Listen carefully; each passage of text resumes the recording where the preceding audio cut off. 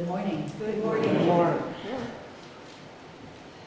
A couple of weeks ago, Arlene Richard spoke about my mother's birthday.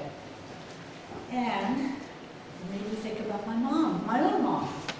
And yes, today is my mother's birthday. And she loved this day. She really did. Her name was Virginia Tyler Cutler, and it's been 109 years since the day of her birth. She was born in the resident part of the Waterford Library, and she liked telling people that she was born in the library. As a young child, she was taught not to touch the books, and as a result, as an avid reader, she hardly ever borrowed books from a library, but instead she would buy them and she would cherish them. For my mother, her most treasured people were her mother and father, that would be Blanche and Herman Tyler, her brother, who I called Uncle James, and then of course my dad and my two brothers and me, and ultimately her grands, Tyler, Willie, and Ginny, and young Chapin, and then her great-grands. She always treated us with dignity and respect. And she said, why do people treat those who come to the door better than they treat their own families? My mother never yelled or screamed at us, but I always knew when she was disappointed in me, and I always felt her love. Mother often questioned us in different ways, not just to grow our minds, but she wanted us to be thinkers. Questions like, why do you think there is a God? If you could change something in the world, what would that be? What are you grateful for? What's the purpose of going to school? Why this? Why that? Why something else? She wanted us to think for ourselves. Think outside the box. Think about how other people feel. If someone was rude or thoughtless, she would say, you don't know what happened in their lives to make them act fast. You do not need to react badly to them, but always treat them with love and respect. After the Waterford church burned, my mother at age 13 joined the membership of this church at the rededication ceremony after this building was built.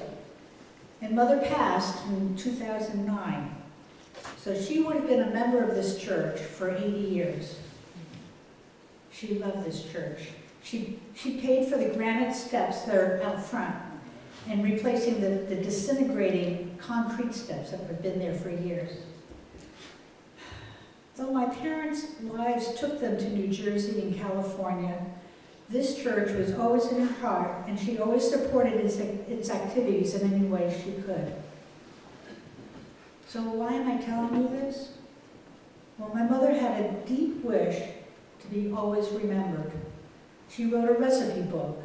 She wrote 4 poetry books, and she wrote some memoirs too. So in her memory, my prayer is, like my mother, we all embrace our families, this church, the town of Waterford, the state of Maine, and the United States and the world in our thoughts. So no matter what ugliness we see or hear, we recognize that our all-powerful God does care for us, his children. That we find ways that we can bless those around us. That we work to make our community and thus the world a better place for all to live. That we speak gently and we know that there is a God who always loves us. So I'm going to read one of her poems, and she wrote this in 1989. And as a footnote, she put, boys flying kites pull in their white-winged birds. You can't do that when you're flying out words.